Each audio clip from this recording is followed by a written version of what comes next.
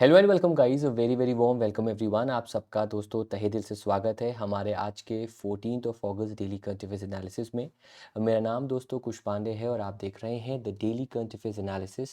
And आज के दिन दोस्तों हम डिस्कस करेंगे वो सारे डेली करंट अफेयर्स जो कि पिछले दिन गुजरे हुए हैं। चाहे वो द हिंदू न्यूज़पेपर हो, बिजनेस स्टैंडर्ड हो, हर सारे न्यूज़पेपर को हम यहाँ पर आपके साथ टेकअप करेंगे। So a very very warm welcome everyone.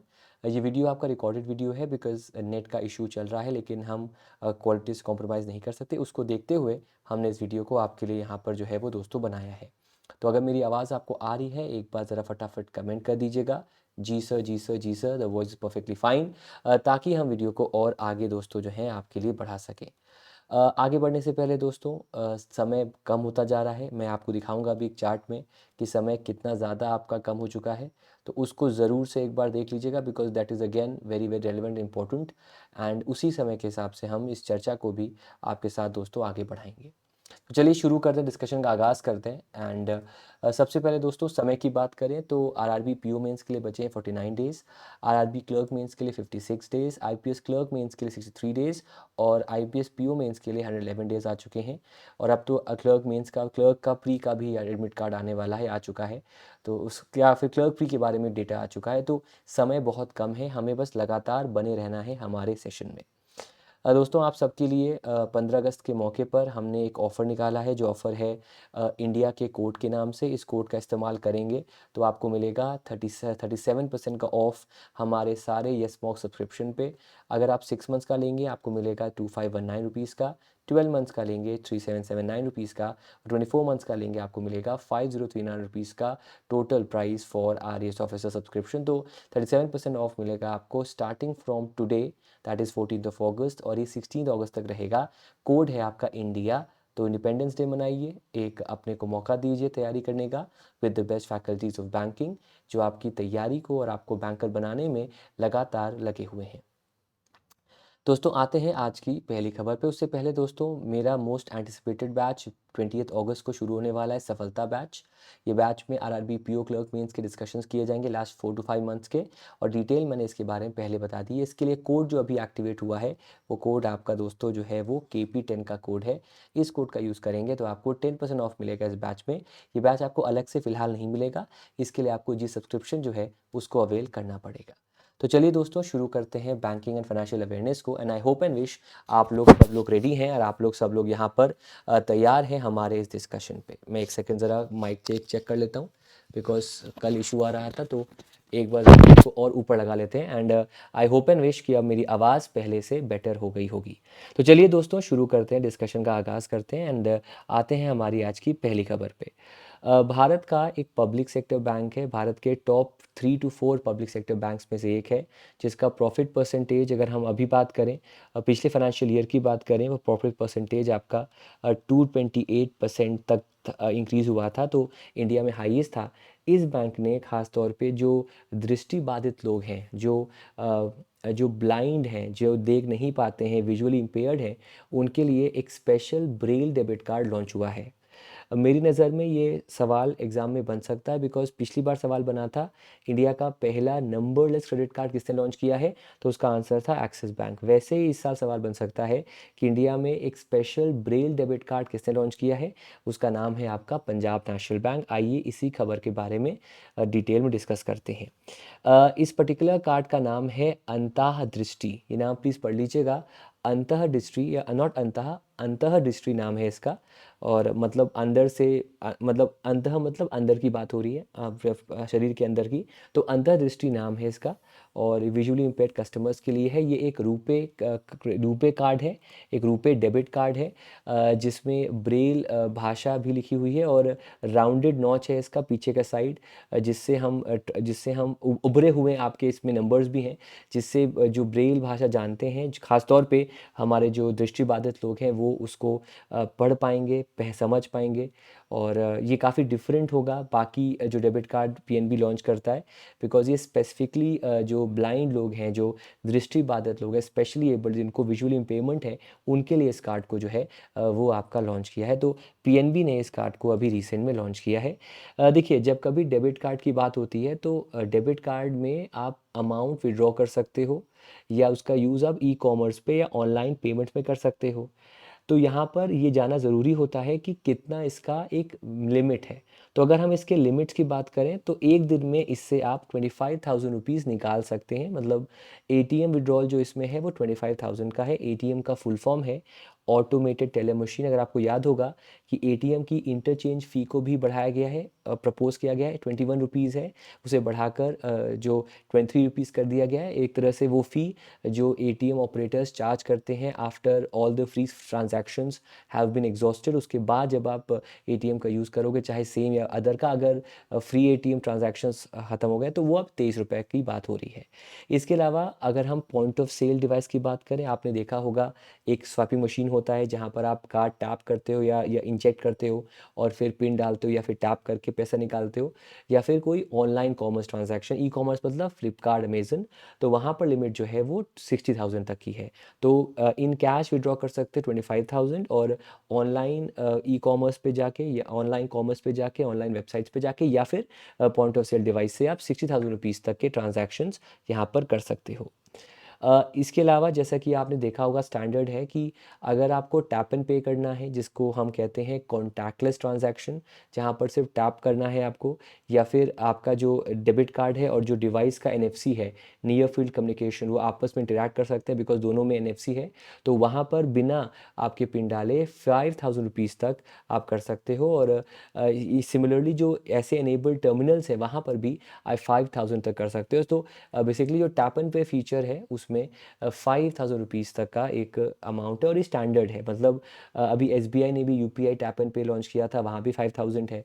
इसमें अगर मैं एक ज़ीरो हटा दूंगा तो 500 लिमिट है आपकी यूपीआई लाइट की, तो वो भी पढ़ लीजिएगा कि यूपीआई लाइट की लिमिट 500 रुपये है बिना पिन के, या फिर ओवरऑल टोटल बात करें बिना पिन के, ऑब्वियसली बात है बिकॉज इसमें आपने इतना अमाउंट आपने जमा किया है, और बिना पिन के अगर आपको डेबिट कार्ड ये वाला यूज़ करना है तो उसका लिमिट इन जनरल बाकी सब भी सिमिलर है, जो कि 5,000 रुपीज़ तक का लिमिट सेट किया गया है। दोस्तों, पीएनबी जो है वो पिछले कुछ दिनों में न्यूज़ में था। पीएनबी न्यूज़ में इसलिए था बिकॉज़ पीएनबी ने एक सेफ्टी रिंग फीचर लॉन्च किया है, जिससे उसकी जो इंटरनेट बैंकिंग है, मोबाइल बैंकिंग है, उसके यूज़र्स जो हैं उनकी सुरक्षा बढ़ेगी। वो उन फीचर्स को बेसिकली जो है उन फीचर्स को सिक्योर कर सकते हैं जो उनके इंपॉर्टेंट फीचर्स हैं। बेसिकली जैसे कि आप सेट कर सकते हो डेली लिमिट, कितना पेमेंट करना है, कितना ट्रांजैक्शंस करने हैं, या फिर कोई एक्सेस नहीं कर सकता, उसके लिए आपने एक कीवर्ड, एक कोड वहाँ पर ऐड ऑन कर दिया। तो to enhance security of internet and mobile banking of PNB customers के लिए उनकी एप्लीकेशन की वेबसाइट पे, उनकी इंटरनेट बैंकिंग पर सेफ्टी रिंग फीचर को जो है वो दोस्तों अभी लॉन्च किया गया है। क्लियर है सबको? हाँ, सेफ्टी रिंग फीचर की बात करेंगे तो हम पीएनबी की बात करेंगे। यहाँ पर सवाल आपसे बनेगा होमवर्क के तौर पे कि आईसीआईसीआई बैंक ने कौन से फीचर को लॉन्च किया है। अगर हम पीएनबी की बात करें, पीएनबी के फाउंडर थे दयाल सिंह मजीठिया और श्री लाला लाजपत राय। इनिशियली हेडक्वार्टर्स आपके लाहौर पाकिस्तान, उस समय लाहौर इंडिया में था उस समय थे, और अब शिफ्ट होकर दिल्ली इंडिया में आ चुके हैं। As of the current data 12,455 ATM से। अगेन ये वही लोग पढ़ें जिनको इंटरव्यू की तैयारी करनी है कि भाई पीएनबी क्यों लिया आपने, तो आप बता सकते हो कि सर ब्रांचेस ज़्यादा हैं, एटीएम ज़्यादा हैं, तो काफ़ी एक्सपेंसिव नेटवर्क है। करंट में के जी अनंत कृष्णन इसके नॉन एग्जीक्यूटिव चेयरमैन है, जबकि इम्पोर्टेंट अतुल कुमार गोयल जो है वो इसके एमडी सीईओ हैं। यहाँ पर एक प्रश्न आपसे होमवर्क पे बनेगा कि पीएनबी क्या की टैगलाइन क्या है, पीएनबी बैंक की जो है वो टैगलाइन प्राइमरली आपकी क्या है, वो सवाल आपसे एग्जामिनेशन में जो है वो 100% बन सकता है। क्लियर है सबको एवरीवन? यहाँ तक क्लियर हो गया सबको? ओके जी। चलिए, एक और सवाल आपसे बन सकता है कि पीएनबी पर कितना फाइन अभी लगाया गया था और क्यों लगाया गया था, ये भी आपका होमवर्क है। फिर दोस्तों, कोटक महिंद्रा बैंक की एक माइक्रो फाइनेंस कंपनी है, एक एनबीएफसी है जिसका नाम है सोनाटा फाइनेंस। सोनाटा फाइनेंस ने कोलैबोरेट किया है with B, so not collaborate, माफ़ करिएगा, सोनाटा फाइनेंस ने मर्ज किया है अपने आप को विद बीएसएस माइक्रो फाइनेंस। तो दो आपकी एनबीएफसीज हैं, दोनों का एक ही काम है, माइक्रो फाइनेंस करना। माइक्रो फाइनेंस का मतलब होता है to provide financial services as well as education on using the financial services, financial money to the remote locations to people जिनको पैसा नहीं मिल पाता है। बेसिकली जैसे कि एग्जांपल दिया मैंने आपको कि एक बैंक ने एक सेल्फ हेल्प ग्रुप को लोन दिया कि भाई हमसे लोन लो कम रेट पर, और हम आपको बताएंगे भी कि इस लोन का यूज़ आप कैसे कर सकते हो। तो माइक्रो क्रेडिट होता है जब आप रिमोट एरियाज़ में एमएसएमईज़ को या फिर जो कंपनीज आपकी रिमोट लोकेशंस में काम कर रही हैं, जो निगलेक्टेड कम्युनिटी है, उनको जब पैसा देते हो ताकि दैट इज़ माइक्रो क्रेडिट। लेकिन उसके साथ जब आप उनको इन्फॉर्मेशन देते हो, एजुकेशन देते हो कि कैसे उसका यूज़ कर सकते हो अपने को बेटर करने के लिए, अपने फाइनेंसेस को बेटर करने के लिए, ग्रोथ के लिए, उसे कहा जाता है माइक्रो फाइनेंस। तो सोनाटा फाइनेंस और बीएसएस माइक्रो फाइनेंस अब एक हो चुकी हैं, और सोनाटा फाइनेंस को कोटक महिंद्रा बैंक ने मर्ज किया है with BSS micro finance. I again repeat, दोनों ही जो हैं वो कोटक महिंद्रा बैंक की होली ओन्ड सब्सिडरी हैं। यहाँ पर होली ओन्ड सब्सिडरी का मतलब होता है 100% ओन्ड सब्सिडरी हैं। एग्ज़ाम्पल के तौर पर जैसे कि जब हम डीआईसी-जीसी की बात करते हैं तो ये आरबीआई की होली ओन्ड सब्सिडरी है, ठीक है। वैसे ही ये जो दोनों हैं वो कोटक महिंद्रा बैंक की है, और दोनों की अमलगमेशन का या मर्जर का एक अप्रूवल दोस्तों जो है वो ले लिया गया है।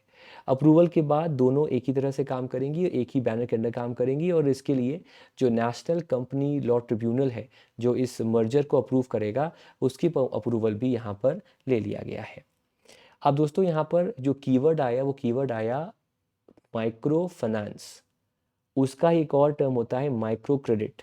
मैं अगर रिपीट करूँ फिर से अपने आप को, तो जब एक रिमोट लोकेशन के लिए पैसा दिया जाए, जब छोटी कंपनीज को पैसा दिया जाए, निगलेक्टेड कम्युनिटी को, जो ऐसे सेक्टर्स हैं जहाँ पर फाइनेंस नहीं पहुँचा है, उनको पैसा दिया जाए, उसे कहा जाता है micro credit.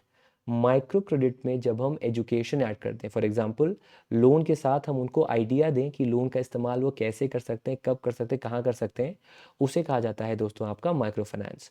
Micro finance word जो है वो लाइमलाइट में आया बिकॉज ऑफ बांग्लादेश। आज बांग्लादेश ब्रिंक पर है in terms of its change of the nation. वहाँ की जो सिटिंग प्रेसिडेंट है वो इंडिया चली आई, जो सॉरी वहाँ की जो सिटिंग हेड ऑफ स्टेट है, माफ़ करिए, वो इंडिया चली आई, और अब वहाँ पर एक इंटरिम गवर्नमेंट है। अब इंटरेस्टिंग बात यह है कि इंटरिम गवर्नमेंट के मतलब जो इंटरिम लीडर बनाए गए हैं उनका नाम है मोहम्मद यूनुस, ठीक है। और मोहम्मद यूनुस जो हैं वो पॉपुलर हैं ग्रामीण बैंक के लिए। ग्रामीण बैंक के लिए उनको नोबेल प्राइज़ मिल चुका है, कई सारे बड़े अवार्ड मिल चुके हैं। ग्रामीण बैंक माइक्रो फाइनेंस करता है। तो इंडिया से पहले ये जो कंसेप्ट है आपका माइक्रो फाइनेंस का, ये बांग्लादेश में था। चूँकि हम यहाँ पर कहानी सुनाते हैं, कहानी से आपको लिंक कराते हैं, तो कहानी का लिंक ये है कि ग्रामीण बैंक के जनक, ग्रामीण बैंक के फाउंडर मोहम्मद यूनुस जो हैं, उनको बनाया गया है बांग्लादेश का इंटरिम लीडर। इसके अलावा दोस्तों अभी कुछ हफ्ते पहले आरबीआई ने दो कंपनीज पर, एक होम फाइनेंस कंपनी पर और एक माइक्रो फाइनेंस कंपनी पर पेनल्टी लगाई थी, क्योंकि हम यहाँ माइक्रो फाइनेंस की बात कर रहे हैं। पहला आरबीआई ने 1,50,000 की पेनल्टी अप्लाई की थी, और ये पेनल्टी जो है उसे अप्लाई किया गया था ऑन सुंदरम हाउसिंग फाइनेंस या होम फाइनेंस, और 3,10,000 पेनल्टी था आपका बेलस्टार माइक्रो फाइनेंस पे। दोनों पर केवाईसी को लेकर के डायरेक्शंस को लेकर, वायलेशन को लेकर ये फाइन लगाया गया है। केवाईसी का फुल फॉर्म है नो योर कस्टमर। केवाईसी को मेंशन किया गया है section 4 of the prevention against money laundering act में। केवाईसी अप्रूवल होता है 6 ऑफिशियली वैलिड डॉक्यूमेंट्स के साथ, जिसमें पासपोर्ट, पैन कार्ड, आधार कार्ड, ये सब आता है। जो बच्चे नए आए हैं मैं आपसे रिक्वेस्ट करता हूँ कि आप मेरे को 14 डेज़ दीजिए, बिकॉज़ अगर आपको लग रहा है कि इतनी इन्फॉर्मेशन दे रहा हूँ मैं एक ही खबर में, तो आपको अजीब लग रहा होगा। लेकिन अगर आप लगातार 14 डेज़ आओगे और मेरे ज़ॉम्बी बन जाओगे तो आप इंजॉय करोगे, बिकॉज़ एक खबर से कितनी खबरें निकल सकती हैं वो मैं आपको यहाँ पर बता रहा हूँ, ठीक है। तो इन दो जो कंपनीज़ हैं, एक पर 1.5 लाख का, एक पर 3,10,000 का, सुंदरम होम फाइनेंस पे 1.5 लाख का, बेलस्टार माइक्रो फाइनेंस पे 3,10,000 का fine because of KYC violation जो है उसे अप्लाई किया गया है। समझ में आया सबको? क्लियर हो गया सबको? लेकिन अभी ख़त्म नहीं हुआ है सर, चूँकि हमने यहाँ पर होम फाइनेंस की बात कर ली, हमने हाउसिंग फाइनेंस की बात कर ली, तो आगे हम आपको बताएंगे, मैंने कल डिस्कस भी किया था कि हाउसिंग फाइनेंस को लेकर भी कुछ रेगुलेशंस आए हैं, चाहे वो लिक्विड फंड्स को लेकर हो, चाहे वो उनके नेट ओन्ड फंड को लेकर हो, उसकी चर्चा भी हम आगे करेंगे। कल मैंने इस पर डिस्कस किया था, कल का तो सेशन बहुत ही ख़राब गया था, तो उसके लिए मैं माफ़ी चाहता हूँ, बिकॉज़ अपने एक्सपेक्टेशंस पे मैं खरा नहीं उतरा। और आज सेशन बहुत बढ़िया जा रहा है, मुझे पता है, और आपको अच्छा भी लगेगा, ये मेरा मानना भी है। तो अगर आपको रिकॉर्ड सेशन अच्छा लग रहा है तो प्लीज़ लाइक कर दीजिएगा और एक बार शेयर कर दीजिएगा अपने फ्रेंड्स को, अच्छा रहेगा मुझे। आज का सेशन रहेगा, कल ऑफ रहेगा, कल इंडिपेंडेंस डे है, मैं ट्रैवल भी कर रहा हूँ, लेकिन 16 से वापस सेशन रिकॉर्ड जाएगा और फिर 17 से हम लाइव सेशन लेना शुरू कर देंगे। तो बस 3 दिन के अंदर एक दिन मिस होगा 15 अगस्त का, वो हम कवर करेंगे 16 अगस्त को, और 17 से फिर हम लाइव सेशंस लेना स्टार्ट कर देंगे। चलिए आगे बढ़ते हैं, अगली खबर पे आते हैं। बजाज फाइनेंस ने सीक किया है $500 मिलियन का लोन। अब ये लोन कहाँ से लेगा? ये लोन इंडिया के बाहर से लेगा, मतलब ओवरसीज़ से लेगा। और अमूमन जब हम ओवरसीज़ लोन्स की बात करते हैं तो इंडिया में उस लोन को कहा जाता है ECB, एक्सटर्नल कमर्शियल बोरोइंग्स। जब किसी नॉन रेसिडेंट लेंडर से, मतलब एक ऐसा बैंक, एक ऐसी ऑर्गेनाइजेशन जो इंडिया के बाहर है, वहाँ से जब एक इंडिया बेस्ड ऑर्गेनाइजेशन लोन लेती है, उसे कहा जाता है ECB। जनरली आपका 5 साल का होता है, एक एवरेज, ऑन एवरेज, और ये लोन हमेशा किसी ओवरसीज़ कंपनी से लिया जाता है। तो इस केस में भी जो बजाज फाइनेंस है वो ओवरसीज़ मार्केट से $500 मिलियन का लोन लेगी। और ये लोन ऑफशोर मतलब देश के बाहर की बात करेंगे, ऑनशोर मतलब एग्जांपल मैं आपको देता हूँ, जो लोग इंजीनियर्स हैं वो रिलेट करेंगे कि आपकी जॉब ऑनशोर है, मतलब आपकी जो बेस कंपनी है, जैसे कि मान लेते हैं एप्पल। एप्पल ने आपको बोला कि आप यूएस में काम करेंगे, दैट इज़ ऑनशोर, ठीक है।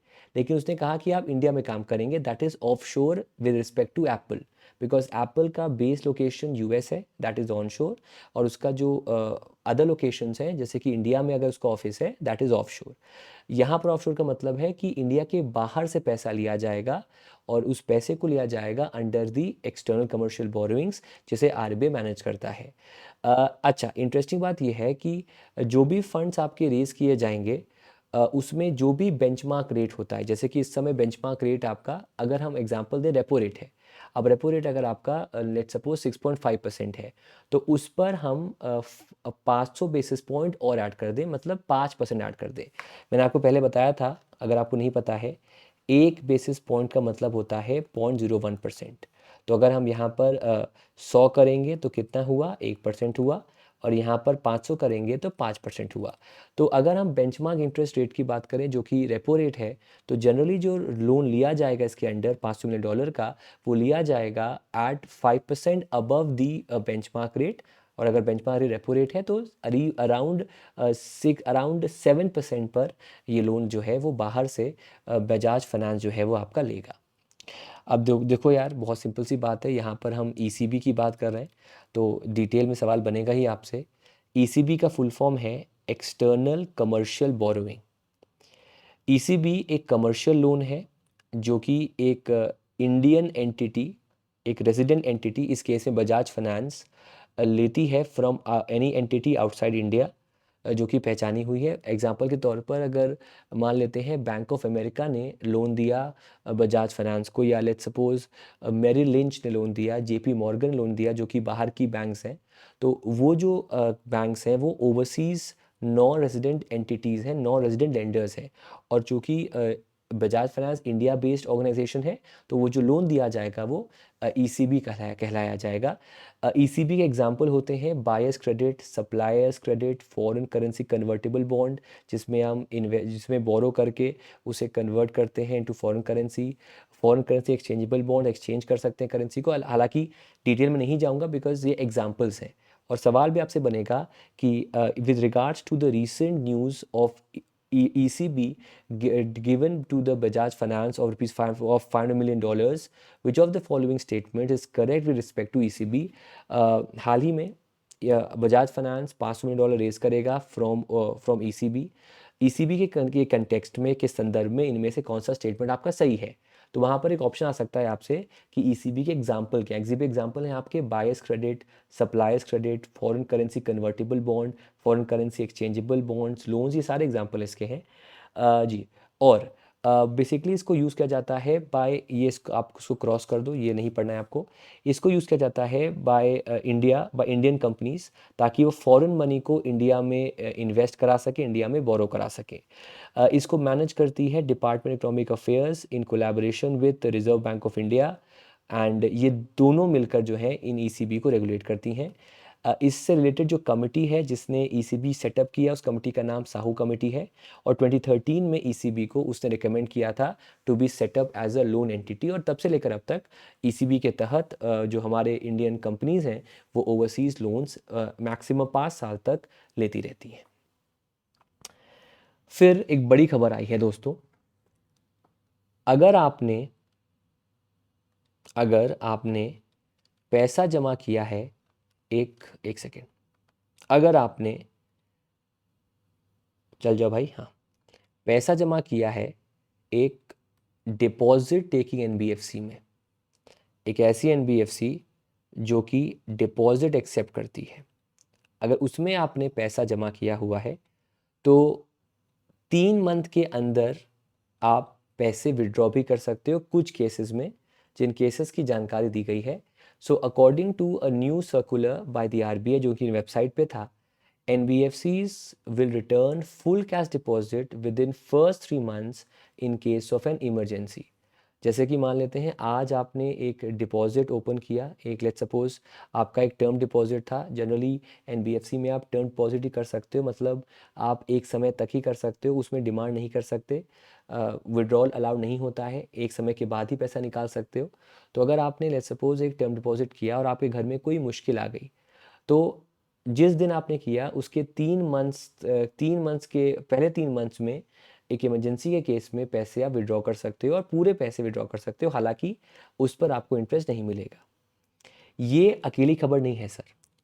आरबीआई ने एनबीएफसी, जो कि डिपॉजिट के एनबीएफसी हैं, उनके बारे में कहा है कि किन किन कंडीशंस में पैसे आप विड्रॉ कर सकते हो फ्रॉम अ टर्म डिपॉजिट, और कितना कर सकते हो। भाई मुझे पता है रिकॉर्डेड है, लेकिन मैं नहीं चाह रहा हूँ कि आप मैं नहीं चाह रहा हूँ सर, जगो यार प्लीज़।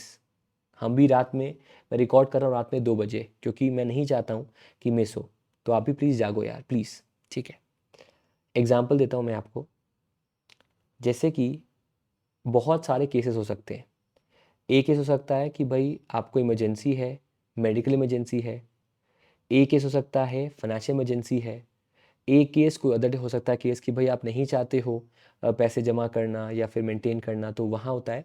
तो based on various conditions NBFCs को अब अलाउ किया जाएगा, खास तौर पे डिपॉजिट एक एनबीएफसी को अलाउ किया जाएगा कि वो पूरा पैसा इमरजेंसी केस में within first 3 months of the deposit being made वो अलाउ कर सकती हैं to be withdrawn by the customer. तो आइए ज़रा जानते हैं ये खबर क्या है। तो प्री मैच्योर विड्रॉल अलाउ किया है डिपॉजिटर्स को अंडर दी एनबीएफसी क्राइटेरिया, मतलब जो डिपॉजिट एनबीएफसी लेती हैं उन एनबीएफसी में ये रूल आया है। सबसे पहला रूल आया है टाइनी डिपॉजिट को लेकर। अब सवाल बनेगा कि एनबीएफसी केस में what is the meaning of tiny deposit. Tiny का मतलब होता है अप टू ₹10,000। तो अगर आपने 10,000 रुपये का डिपॉजिट किया है एनबीएफसी में, तो the depositor can prematurely withdraw money or can be paid money before the expiry of 3 months from the date of acceptance of the deposit। जिस दिन डिपॉजिट शुरू एक्सेप्ट किया था उसके 3 महीने के विद इन बिना किसी और पेनल्टी के पैसे विड्रॉ कर सकते हैं, लेकिन उस पर इंटरेस्ट नहीं मिलेगा, पूरे पैसे विड्रॉ कर सकते हैं। ये कंडीशन है टाइनी। तो अगर मेडिकल इमरजेंसी है या नहीं भी है, कुछ भी है, अगर डिपॉजिट का अमाउंट 10,000 तक है तो विद इन 3 मंथ्स पैसे आप विड्रॉ कर सकते हो from the date of the deposit being made, interest कोई नहीं मिलेगा। दूसरा है अदर डिपॉजिट। अदर डिपॉजिट में जहाँ पर अमाउंट ज़्यादा है तो वहाँ पर 50% से ज़्यादा या फिर 5 लाख से कम, 50% तक, माफ़ करिए 50% तक या 5 लाख से कम, जो जो लोअर हो। जैसे कि मान लेते हैं आपके अकाउंट में 10 लाख रुपए हैं, तो वहाँ पर उसका 50% हुआ 5 लाख। आपके अकाउंट में 25 लाख हैं, उसका अमाउंट हुआ 50%, 12.5%। लेकिन वहाँ पर अगर लिमिट, अगर अमाउंट 5 लाख ज़्यादा है तो उससे अधिक नहीं होगा। तो या तो जो डिपॉजिट जमा किया है आपने उसका 50% या फिर मैक्सिमम 5 लाख, इतने पैसे आप विड्रॉ कर सकते हो फ्रॉम एनी अदर डिपॉजिट जिसकी वैल्यू 10,000 ज़्यादा है। और ये विड्रॉ कर सकते हो। और अगेन इसमें भी 3 मंथ्स का पीरियड होता है कि जिस दिन आप डिपॉजिट किया उसके 3 मंथ्स के विद इन आप 50% पैसा विड्रॉ कर सकते हो या 5 लाख रुपीज़ मैक्सिमम विड्रॉ कर सकते हो from your deposit in NBFC with in the first 3 months in any case. इस केस में भी इंटरेस्ट आपको नहीं मिलेगा। थर्ड केस होता है कोई क्रिटिकल इलनेस है, उस केस में 100% पैसा विड्रॉ कर सकते हो with in the first 3 months of deposit being made. इस पे भी इंटरेस्ट आपको नहीं मिलेगा। तो मैं रिवाइज करा दूं, आपको कंफ्यूज हो गए आप लोग। पहला, अगर 10,000 से कम है तो वहाँ पर 100% अलाउड है with in the first 3 months from the deposit being made, interest नहीं मिलेगा। अगर डिपॉजिट ज़्यादा अमाउंट का है, 10,000 से ऊपर का है, तो वहाँ पर 50% प्रिंसिपल सम डिपॉजिट का मिलेगा या 5 लाख मिलेगा जो आपका कम हो, और ये भी first 3 months with from the date of the deposit से आपको मिल सकता है। तीसरा होता है आपका क्रिटिकल इलनेस, जहाँ पर 100% प्रिंसिपल सम आपको मिल सकता है। अगर आपको भगवान ना करे आपको किसी और जो कि उस अकाउंट होल्डर को बीमारी ऐसी हो जाए, वहाँ पर भी विद इन 3 मंथ्स अगर आप डिपॉजिट को विड्रॉ करना चाहते हो पूरा पैसा विड्रॉ कर सकते हो। एक और होता है आपका कैलामिटी केस में। कैलामिटी में भी 100% पैसा विड्रॉ कर सकते हो। Again that needs to be verified. उस केस में भी 100% पैसा within first 3 month verify कर सकते हो। अच्छा, एक और सवाल, बड़ा इंटरेस्टिंग सवाल है। NBFC को इंटीमेट करना होगा डिपॉजिटर को 2 मंथ पहले कि 2 मंथ बाद उसका जो डिपॉजिट है उसकी मैच्योरिटी डेट आ रही है, जिस डेट पर वो पैसे विड्रॉ कर सकता है with the rate of interest, with the interest income. ये कंडीशन पहले थी, लेकिन अब उसे कम करके 14 डेज कर दिया गया है कि 14 days from the maturity date of the NBFC, उस डेट को उस समय वो बताता है NBFC कस्टमर को कि आपका 14 डेज बाद पैसे विड्रॉ कर सकते हो। देखो, रिड्यूस करने का रीज़न ये है ताकि कस्टमर को के पास कोई बहाना ना हो कि हमने आपको बताया नहीं था, हमने आपको 2 महीने पहले नहीं, हम आपको 14 डेज पहले बताया था।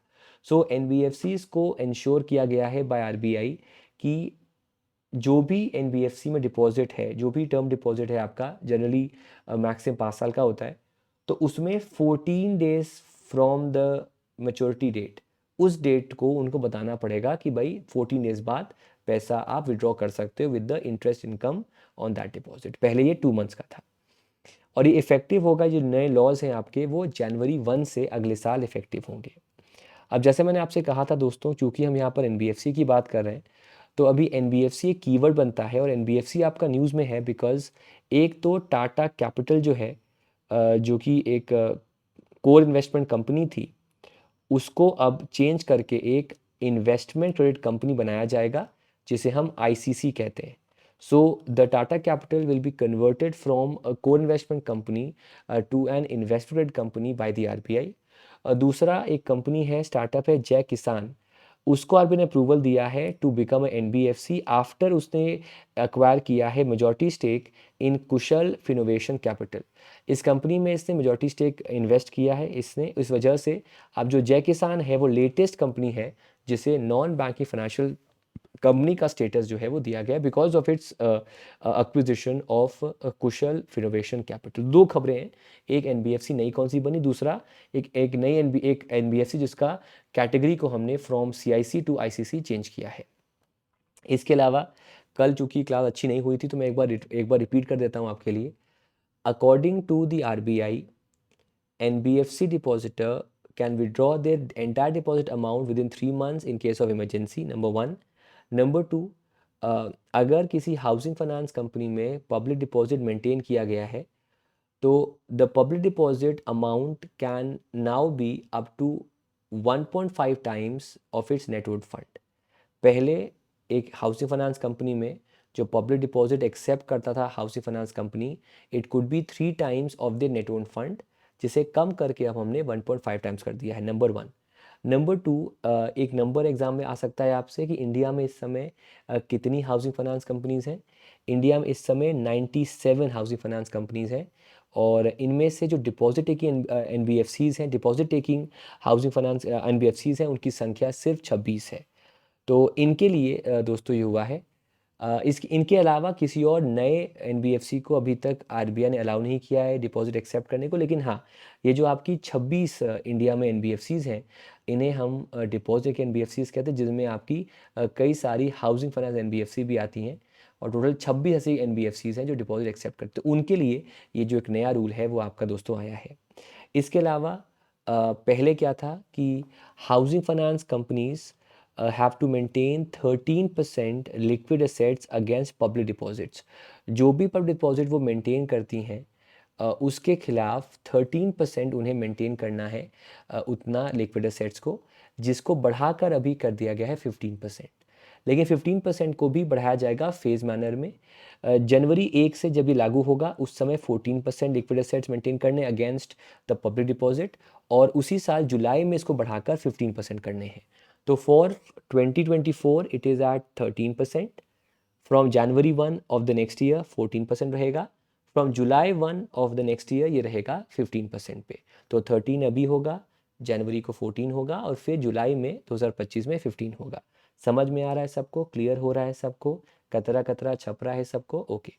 इसके अलावा दोस्तों आरबीआई ने ये भी कहा है कि द पब्लिक डिपॉजिट एक्सेप्टेड और renewed by HFC have to be payable after a period of 12 months or more but not later than 60 months। Generally जो मिनिमम टाइम पीरियड है आपका, जिसके बाद जो भी अमाउंट एक्सेप्ट किया है एचएफसी ने उसे रीपे करना होगा, वो 12 मंथ्स का है, दैट इज़ द मिनिमम। लेकिन मैक्सिमम है 60 मंथ्स का। अगर कोई भी डिपॉजिट एचएफसी में 60 मंथ्स का है, उसके बाद आपको उसको अलाउ करना पड़ेगा विड्रॉ करने के लिए, और उस पर इंटरेस्ट भी आपको चार्ज करना पड़ेगा। हाँ, ठीक है। तो ये नए रूल्स आपके आए हैं एचएफसी को लेकर। थोड़ा सा बोरिंग हो रहा है तो मैं इसको आसान कर देता हूँ आपके लिए। आप इमेजिन करो कि आपका घर है, घर पर एक हाउसिंग फाइनेंस लिया है आपने, और इसको दिया है, लेट्स सपोज एक कंपनी ने, इसका नाम है let's suppose Belstar housing finance. अब बेलस्टार हाउसिंग फाइनेंस के लिए आपका लोन भी है और लोन भी है, लेकिन जो भी उसने डिपॉजिट एक्सेप्ट किए हैं कस्टमर से, उसका 13% उसे मेंटेन करना लिक्विड एसेट्स में, जनवरी में 14%, जुलाई में 15%। बाकी जो भी पब्लिक डिपॉजिट होंगे, it can not be more than 1.5 times of their net own fund. इतना याद कर लोगे? ओके, समझ में आया सबको? क्या बात है गाइस। अब आते हैं अंतर्राष्ट्रीय खबरों पे।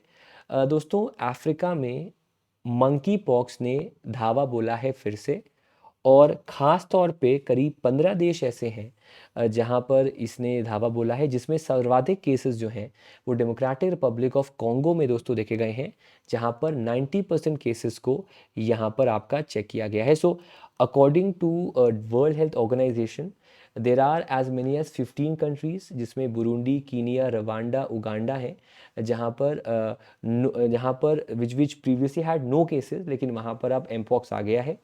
ये जो नया वेरिएंट है मंकी पॉक्स का, एमपॉक्स का, उसका नाम है क्लेड 1B, और ये मेनली आपका डेमोक्रेटिक रिपब्लिक ऑफ कॉन्गो में है, जहाँ पर 90% केसेस में दोस्तों इसको रिकॉर्ड किया गया है।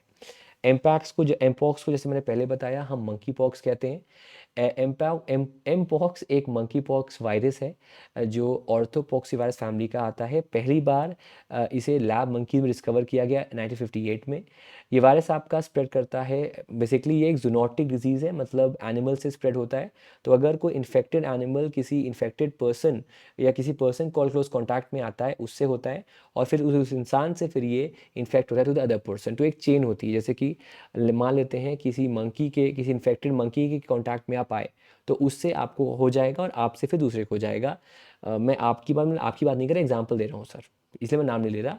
कि जो भी उस इन्फेक्टेड एनिमल के कांटेक्ट में आएगा, उससे वो पर्सन इन्फेक्ट होगा, और फिर पर्सन से वही होता है ना नेटवर्क मार्केटिंग, कि आप आए हो, आप 3 लोग को लेकर आओ, 3 लोग को और लेकर आएंगे, 3 लोग को और लेकर आएंगे। तो उस तरह से वाह वाह क्या बात है कुश पांडे। हाँ, लेकिन उस तरह से ये जो भी होते हैं जूनोटिक डिजीज़, वो आपके फैलते हैं। यहाँ पर एक आपका होमवर्क का क्वेश्चन है, प्लीज़ लिख लीजिए। वर्ल्ड जूनोसिस डे कब होता है और इसका थीम क्या है? इसका जवाब आपको देना है कि वर्ल्ड जूनोसिस डे क्या होता है, उसका थीम आपको मेरे को दोस्तों बताना है। इसके अलावा दोस्तों रवांडा के नए हेड ऑफ स्टेट कौन बने? अभी रिसेंट में न्यूज़ में थे। Who is the new head of state of Rwanda? इसका जवाब भी आपको मुझे देना पड़ेगा। अब आते हैं दोस्तों राष्ट्रीय खबरों पर।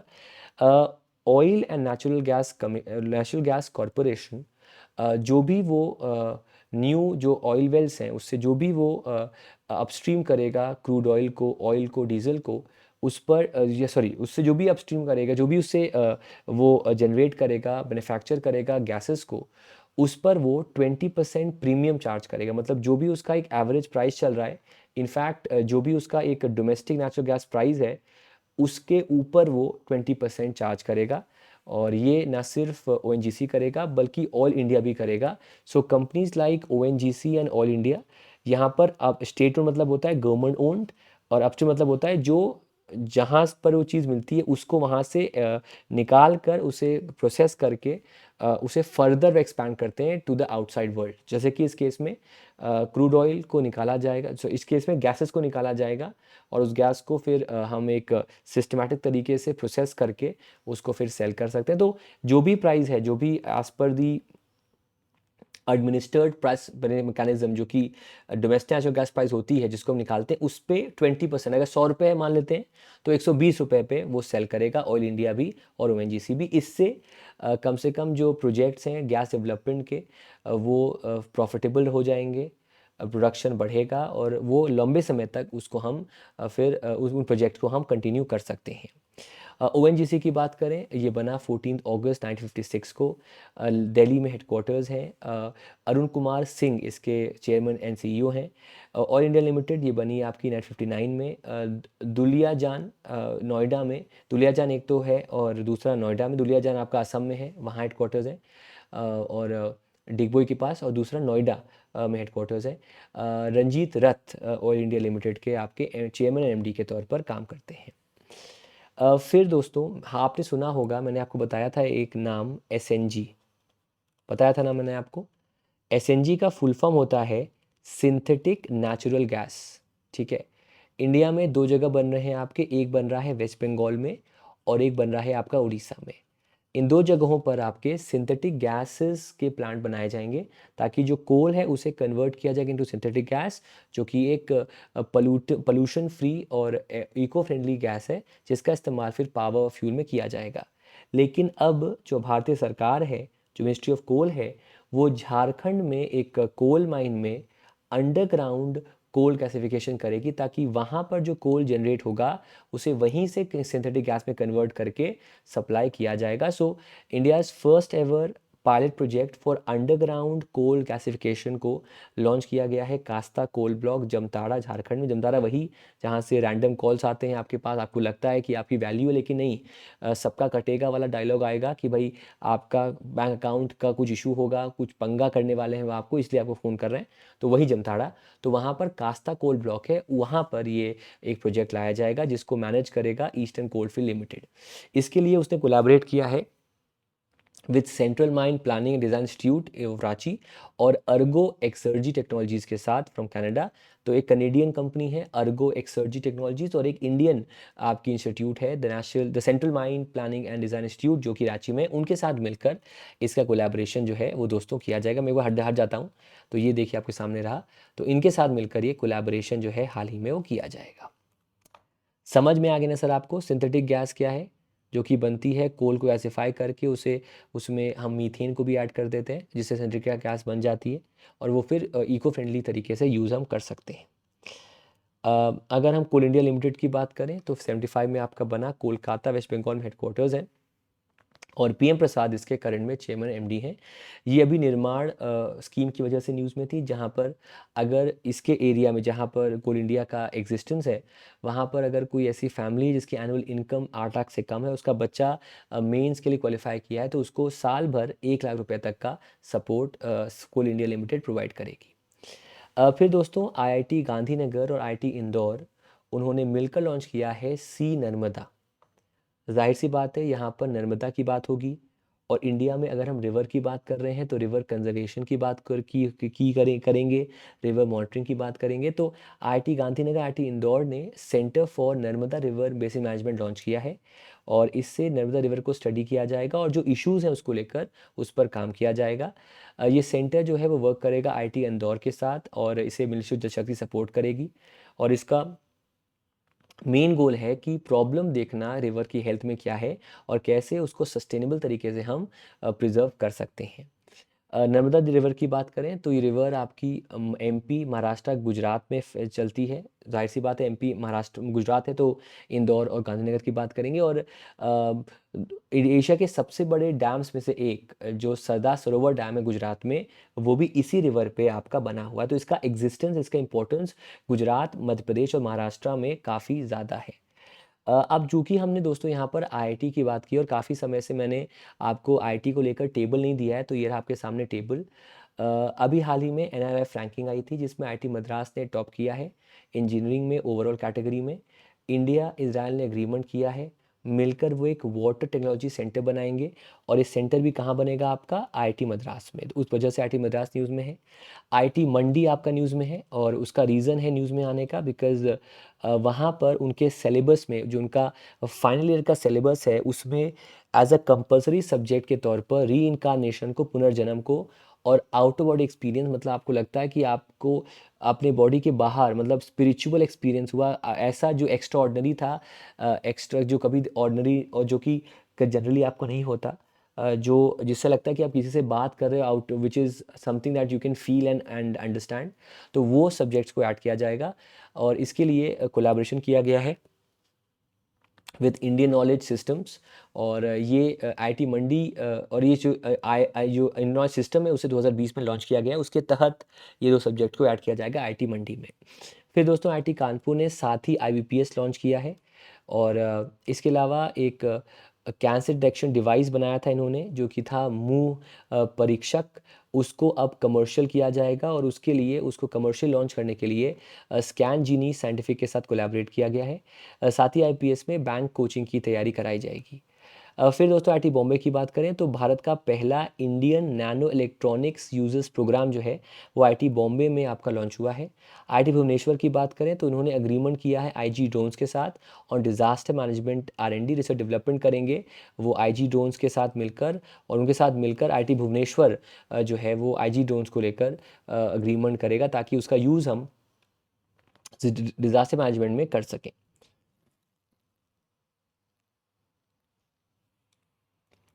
फिर दोस्तों आईआईटी इंदौर ने लॉन्च किया है crop doctor and E crop doctor and कृषि सेवा मोबाइल ऐप, जिससे फार्मर्स अपने क्रॉप्स को हेल्दी तरीके से ग्रो कर सकते हैं। फिर आईआईटी खड़गपुर ने दोस्तों Sathya Sai hospital for AI powered anaemic screening के लिए कोलैबोरेट किया है और वो एनीमिया स्क्रीनिंग थ्रू एआई उसको करेगा। एनीमिया बेसिकली खून की कमी होती है तो उसकी स्क्रीनिंग करने के लिए एआई का यूज़ करने के लिए उसने कोलैबोरेशन किया है विद द सतिया साई हॉस्पिटल और ये आईटी खड़गपुर ने अभी रिसेंट में कोलैबोरेशन किया। तो पिछले 1 से 1.5 महीने की बड़ी खबरें मैंने आपको आईटी की बता दी हैं। फिर आते हैं दोस्तों डिफेंस पे। India is set to commission its second nuclear missile submarine. Basically इसका नाम है SSBN। मैं बताऊंगा आपको SSBN क्या होता है, लेकिन ये एग्जाम्पल SSBN का जो सबमर्सिबल होती है, बलिस्टिक होती है और न्यूक्लियर होती है, जो कि सेल कर सकते हैं, जिसको इसका हम डिस्कस करेंगे आगे। तो इंडिया की दूसरी न्यूक्लियर मिसाइल सबमरीन को इंडिया कमीशन करने वाला है। सबमरीन का नाम है INS अरीघाट और इसे बनाया गया है वेस्ट वाइजैक शिपयार्ड में और ये सेकंड है। जो पहली सबमरीन थी न्यूक्लियर पावर्ड उसका नाम INS अरिहंत है जो ऑलरेडी एग्जिस्ट करता है, कमीशन है इंडियन नेवी में सिंस 2018।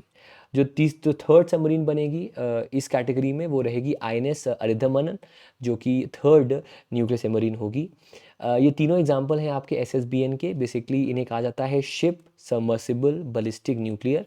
तो ऐसा सबमरीन जो सेल कर सकती है, सबमर्सिबल है, आपके समुद्र के नीचे जा सकती है, बलिस्टिक है जहाँ जो मिसाइल्स, अगर मैं यही सोच रहा हूँ तो के मिसाइल्स होती हैं, K-15 मिसाइल्स, K-4 मिसाइल्स, उन मिसाइल्स को यहाँ से हम लॉन्च कर सकते हैं। और ये मिसाइल्स जो हैं वो न्यूक्लियर केबल मिसाइल्स हैं। तो चाहे आप INS अरिहंत की बात करो, फर्स्ट INS अरीघाट की बात करो, सेकेंड INS अरिधमन की बात करो, ये सारी आपकी न्यूक्लियर केबल मिसाइल्स हैं और इस वजह से इनका नाम SSBN पड़ा हुआ है।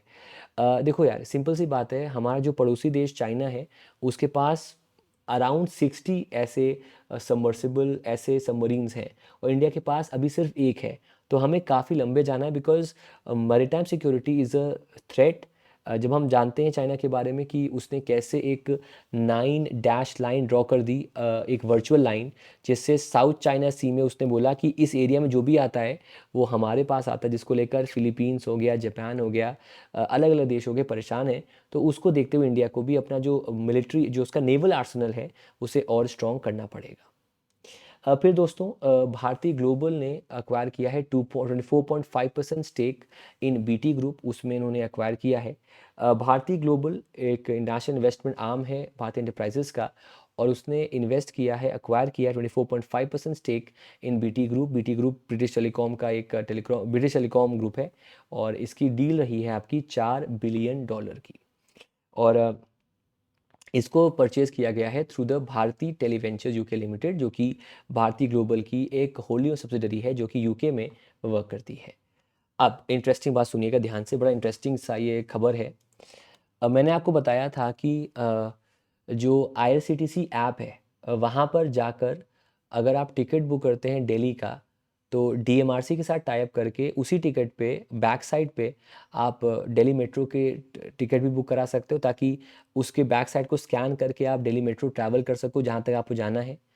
अगेन 120 दिन पहले आप ये टिकट बुक कर सकते हो, जिसमें ना सिर्फ ट्रेन का टिकट अगर अवेलेबल है, बल्कि मेट्रो टिकट भी कर सकते हो। उसी तर्ज पर एक कंसेप्ट है जिस पे काम शुरू हो चुका है, जिस पे इवन आपका ट्रायल रन हो चुका है, शुरुआत होने वाली है, जो कि रैपिड रेल ट्रांजिट सिस्टम है ना, जिसको नाम हमने कहा है नमो भारत, जो कि एनसीआर में ख़ास तौर पे कनेक्ट करेगा अलग अलग एरियाज़ को एनसीआर के, दिल्ली में। तो उसी आरआरटीएस के साथ कोलैबोरेट किया गया है, और रेलवे के टिकट के साथ आप आरआरटीएस का टिकट भी बुक कर सकते हो। So one India one ticket ये बुक कर सकते हो आप इंडियन रेलवे का जो उसका वेबसाइट है आईआरसीटीसी, और एनसीआर रीजन के लिए ख़ास तौर पे कर सकते हो। और इसके लिए आईआरसीटीसी ने और एनसीआर का ट्रांसपोर्ट कॉरपोरेशन, उन्होंने एग्रीमेंट किया, जिसके तहत रेलवे टिकट बुक करके दिल्ली तक जाने वाला, उसमें आप आरटीएस का भी टिकट उसी के साथ बुक कर सकते हो।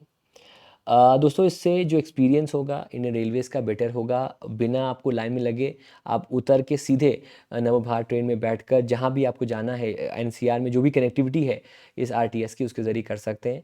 और ये अलाउ यहाँ पर दोस्तों हुआ है। और इंटरेस्टिंग बात ये है कि एक टिकट पर आप 8 पैसेंजर्स तक नमो भारत के जो उनका रैपिड रेल ट्रांस सिस्टम है, उसके टिकट्स आप वहाँ पर बुक कर सकते हो। अगर हम आरआरटीएस की बात करें, एक टिकट बुक करोगे, अपना सीट बुक करोगे, उस पर 8 आप बुकिंग कर सकते हो for Namo Bharat. After purchasing, जैसे स्क्रीन पे आप देख सकते हो, after purchasing the e ticket from IRCTC website, passengers can book up to 8 travellers on a single transaction on that ticket for further travel. ठीक है, और हर एक टिकट पे आरआरटीएस के एक यूनिक कोड होगा, क्यूआर कोड होगा, और वो 4 डेज से वैलिड होगा। 120 दिन पहले कर सकते हो, लेकिन जब आपने अलाउ किया तो 4 डेज तक वो कार्ड आपका जो है वो वैलिड होगा, क्यूआर कोड, और 120 दिन एडवांस में आप टिकट्स को बुक कर सकते हो। अब चूंकि यहाँ पर हमने दोस्तों बात की है आरआरटीएस की, तो एक सवाल आपसे बनेगा, सर आरआरटीएस का फुल फॉर्म क्या, बताइएगा। आरआरटीएस को डेवलप किया है national capital region transport corporation ने, और इसके लिए दिल्ली, हरियाणा, राजस्थान, उत्तर प्रदेश गवर्नमेंट के साथ जॉइंट वेंचर भी किया है। ये बेसिकली जॉइंट वेंचर है, ताकि इन स्टेट्स को हम इनमें जो एनसीआर में आते हैं सिटीज़, उनको हम कनेक्ट कर सकें। टोटल में 8 कॉरिडोर्स बनेंगे इसके अंदर, 8 एरियाज़ में 3 कॉरिडोर्स को प्रायोरिटी दी गई है। इनमें पहला है दिल्ली गाज़ियाबाद मेरठ आरआरटीएस, जो सबसे पहले पूरी तरीके से कंप्लीट होगा। इसका बजट है 37,274 करोड़, जिसको फंडिंग एडीबी, एनडीबी और एआईआईबी दी है। एडीबी का फुल फॉर्म है Asia development bank, NDB new development bank, AIIB Asian infrastructure investment bank. बाकी जो कॉरिडोर हैं उनमें एक है आपका दिल्ली गुरुग्राम एसएनबी अलवर कॉरिडोर, तीसरा जो है वो Delhi Panipat corridor. Overall 8 corridor, जिसमें 3 कॉरिडोर्स को हमें जाने वाले सालों में हमें कंप्लीट करना है। तो आरआरटीएस ने कोलैबोरेट किया है विद, इवन एनसीआरटीसी ने आरटीएस के लिए कोलैबोरेट किया इंडियन रेलवे के साथ, और एक ही टिकट पर आपको नमो भारत का या फिर आरटीएस जो उसका नया नाम है भारत, उस पर टिकट्स आपको मिल जाएंगे। फिर दोस्तों, नेशनल अथॉरिटी ने और महाराष्ट्र यूनिवर्सिटी ने एमओयू साइन किया है, और इस एमओयू से डिजिटल हेल्थ एजुकेशन को प्रमोट किया जाएगा। जो Maharashtra University of Health sciences है, वो digital health foundation course offer करेगी टू NHA एंड डेवलप करेगी डिजिटल हेल्थ प्रोग्राम्स। और इसको रोल आउट किया जाएगा in collaboration with the Ayushman Bharat digital mission, ताकि डिजिटली हम घर बैठे और बिना मैनुअल इंटरवेंशन के हम हेल्थ सर्विसेज प्रोवाइड कर सकें टू द कस्टमर्स। तो उसके तहत ये एक फाउंडेशन कोर्स जो है वो आपका दोस्तों लॉन्च किया जाएगा at the Maharashtra University of Health sciences, वहाँ पर इसको जो है वो आपका लॉन्च किया जाएगा। ओके, और जी लॉन्च किया जाएगा। अब आते हैं दोस्तों स्टेट्स पे। MP गवर्नमेंट ने अनाउंस किया है कि जो भी अर्बन लोकल बॉडीज़ के इलेक्टेड मेंबर्स हैं, अब यहाँ पर हम मेयर्स की बात करें, वाइस चेयरपर्सन की बात करें, या फिर हम जो पार्षद होते हैं काउंसलर्स उनकी बात करें, जनरली उनकी पोजीशन जो होती है वो ऑनरेरियम होती है, मतलब फ्री ऑफ कॉस्ट होती है, वो अपनी सर्विस को देते हैं टू द पब्लिक। तो अब उनका जो ऑनरेरियम है, जो उनको एक as a respect for providing service देते हैं, उसमें 20% का इंक्रीज किया गया है। So the amount given as a gesture, given as a contribution to people who are providing a service. यहाँ पर जो हमारे मेयर हैं या फिर जो काउंसलर्स हैं वो एक शहर चला रहे हैं, तो उनको एज अ ऑनरेरियम उनका जो उनका ऑनरेरियम होता है, जो उनको एक आइडियली एक अमाउंट हम पे करते हैं फॉर दिस सर्विस, वो 20% बढ़ा दी गई है, नंबर 1। नंबर 2,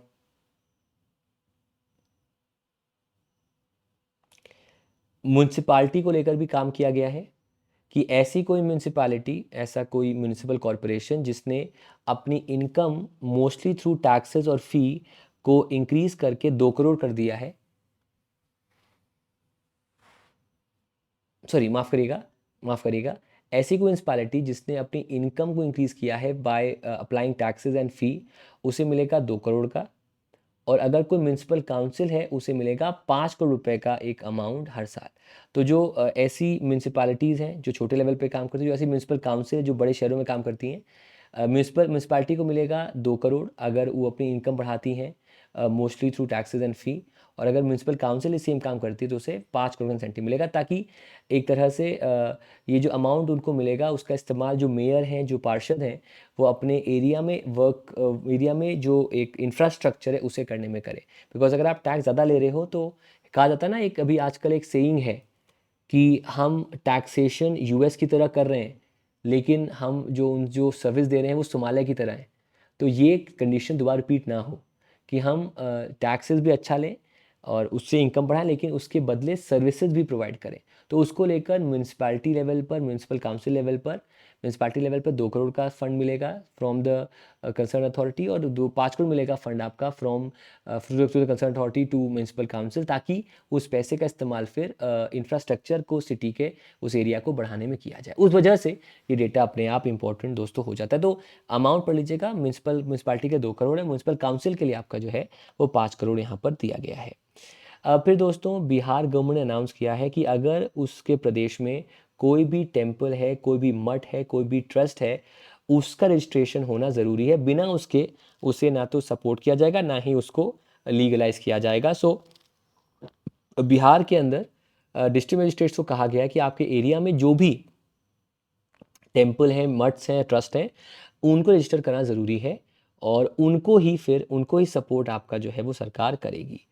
और ये जो आपका BSBRT है, that is the Bihar state board of religious trust, ये वर्क करता है अंडर स्टेट लॉ डिपार्टमेंट। और इसके अंडर कहा गया है कि स्टेट में 2512 रजिस्टर्ड टेम्पल्स हैं एंड मठ्स हैं, और ये जो पूरे टेम्पल्स और मठ हैं, ये स्टेट का 4,21.64 एकड़ लैंड जो है उसे ओन करते हैं। तो उसका और उसके अलावा जो भी आपके बाकी टेम्पल्स और बाकी मठ्स हैं, उनका भी वेरिफिकेशन और रजिस्ट्रेशन होना ज़रूरी है। इसको लेकर बिहार गवर्नमेंट ने अनाउंस किया है।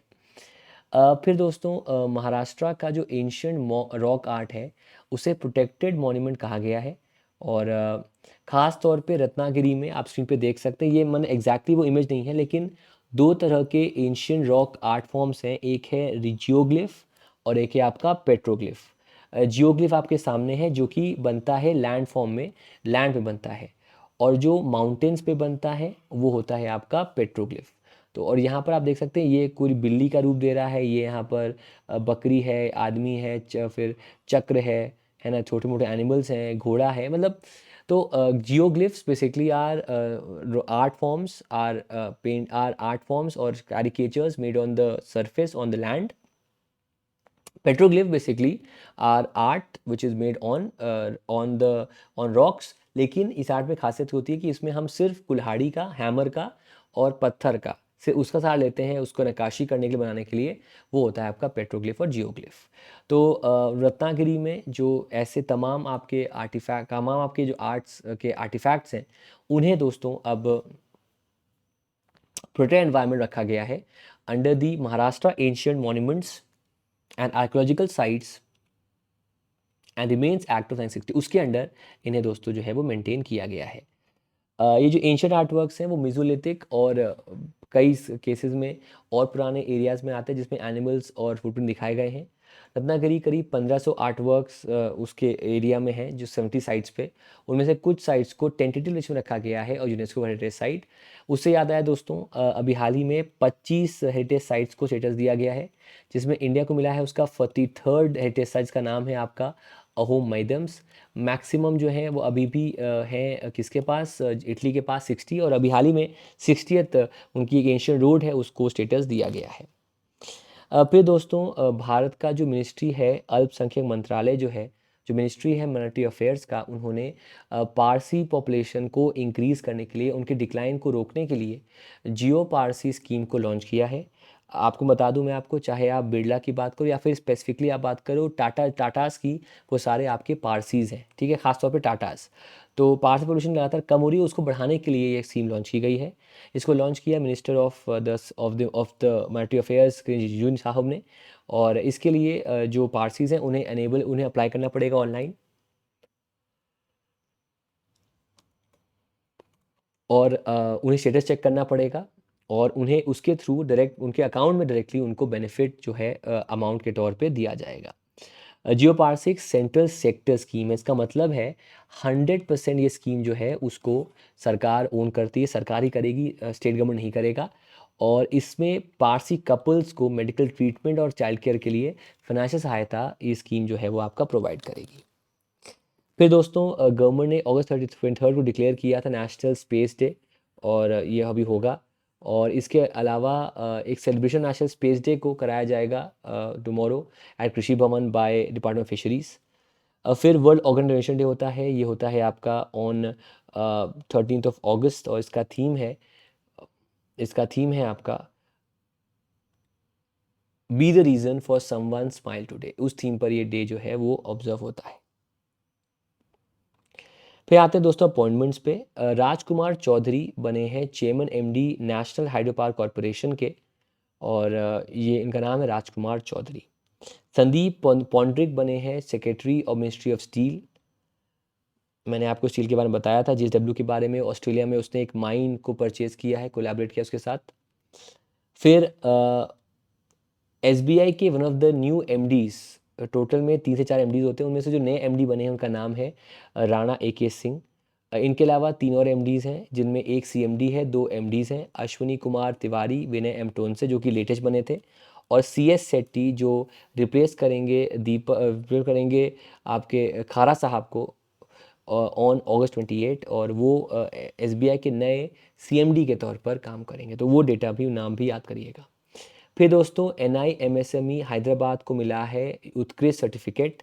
National institute for MSME Hyderabad को मिला है 3 स्टार रेटिंग अंडर द उत्कृष्ट सर्टिफिकेट। और ये उनका जो MSMEs को लेकर जो रिसर्च एंड डेवलपमेंट है उसको लेकर सर्टिफिकेट NIMSME को हैदराबाद में दोस्तों दिया गया है। रीज़न ये है कि उन्होंने जो नेशनल स्टैंडर्ड्स थे for working as a civil services for national standard से और for civil services training institute उसको पास किया है, और उसी वजह से उनको for providing excellent research and work in promotion development of MSMEs, उसके लिए उनको फिर ये सर्टिफिकेट उत्कृष्ट का 3 स्टार रेटिंग का दिया गया है। फिर दोस्तों आते हैं स्पोर्ट्स पे।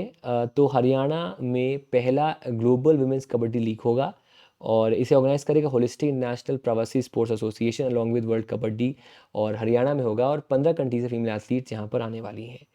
फिर पैरा शटलर प्रमोद भगत को सस्पेंड किया गया है for breaching anti doping regulations.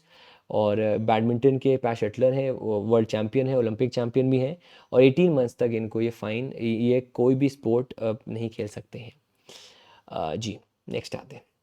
बाकी दोस्तों जाने से पहले ये कोड है हमारा इंडिया का। इस कोड से आपको 6 मंथ, 12 मंथ्स, 24 मंथ्स का हमारा जो ऑफ़र है यस ऑफिसर का वो मिल जाएगा, और 16 अगस्त तक ये वैलिड है। तो अगर आप इंटरेस्टेड हैं इसे ले सकते हैं। अगर आपको सिर्फ मेरा बैच लेना है तो इसमें कोड अभी आपका KP10 है, और ये आपको मिलता है जिस सब्सक्रिप्शन में। उसमें सफलता के अलावा भी आपका बैंकोनॉमिक्स है, बैंकर बाबू 3.0 है, भारत को जानो है, पिछले 4 महीनों का ज़ॉम्बी स्पेशल है, इकोनॉमिक्स है। तो इसको भी आप KP10 कोड से जो है वो अवेल कर सकते हैं। With this guys we will come to news connectors पे आते हैं। NBFC रिटर्न करेगा full cash deposit within first 3 months in case emergency. PNB launch किया है special braille debit card. Net direct tax collection is up to 22.5% to ₹6.93 trillion. Sonata finance merge किया जाएगा with BSS micro finance. Bajaj finance limited $500 million raise करेगा from ECB। Jio Parsi scheme को launch किया गया है। Ministry of coal launch किया global mining initiative, जिसके तहत एक अंडरग्राउंड कोल गैसिफिकेशन होगा झारखंड के कास्ता कोल ब्लॉक में। IT Gandhinagar, IT Madras launch किया है, IT इंदौर माफ कर IT Gandhinagar, IT Indore launch किया है आपका C Narmada, that is centre for security of Narmada. ONGC 20% premium पे गैसेस को बेचेगा फ्रॉम न्यू वेल्स। NRCTC और इन रेलवे से कोलैबोरेट किया है for one India one ticket, जहाँ की एक ही टिकट पर रेलवे टिकट भी और नमो भारत ट्रेन्स को भी आप ट्रैवल कर सकते हो, जो कि आपकी intra city, intra NCR travel के लिए है। फिर दोस्तों NHA ने कोलैबोरेट किया Maharashtra University of Health Sciences के साथ फॉर MOU। भारतीय ग्लोबल ने एक्वायर्ड 24.5% स्टेक इन BT ग्रुप। PM मोदी ने प्रेस किया। फिर एशियन महाराष्ट्र रॉक आर्ट को डिक्लेयर किया गया है प्रोटेक्टेड मॉन्यूमेंट। बिहार गवर्नमेंट ने कहा है कि जो भी ट्रस्ट मठ या टेम्पल है या ट्रस्ट है उसे रजिस्टर किया जाएगा विद बिहार गवर्नमेंट। और वर्ल्ड ऑर्गेनाइजेशन डे अभी हाल ही में ऑब्जर्व किया गया। फिर राणा AK सिंह बने हैं MD of SBI, one of 4 MDs, जबकि जी, और संदीप पौंद्रिक बने हैं सेक्रेटरी मिनिस्ट्री ऑफ स्टील। राजकुमार चौधरी बने हैं chairman and MD of NHPC। NIMSM Hyderabad को मिला है 3 स्टार रेटिंग एज उत्कृष्ट। पास शटलर प्रमोद भगत को सस्पेंड किया गया है फॉर 12 मंथ्स मिनिमम। हरियाणा में पहला ग्लोबल वुमेंस कबड्डी लीग खेला जाएगा। With this guys we will come to an end. Thank you so much everyone for coming. मैंने पूरी कोशिश की है कि क्वालिटी में कोई कॉम्प्रोमाइज़ ना हो, और ये मुझे पता है कल से मच बेटर हमने आज पढ़ाया है आपको। कल मुझे लग रहा है एक्सेप्शन हो गया था बिकॉज नेट का इशू भी था। And I hope and wish कि आपको वीडियो पसंद आएगा, एंड इस वीडियो को प्लीज़ शेयर कीजिएगा। और 17 से लाइव आएंगे, 15 को ऑफ होगा, 16 में वापस क्लास होगी आपकी, लेकिन 17 से हम वापस लाइव आएंगे। तो तब तक के लिए इस वीडियो को प्लीज़ पूरा देखिए, रिकॉर्ड देखिए एंड एंड तक देखिएगा। Thank you so much everyone for coming. Bye bye guys, take care and see you guys, bye bye.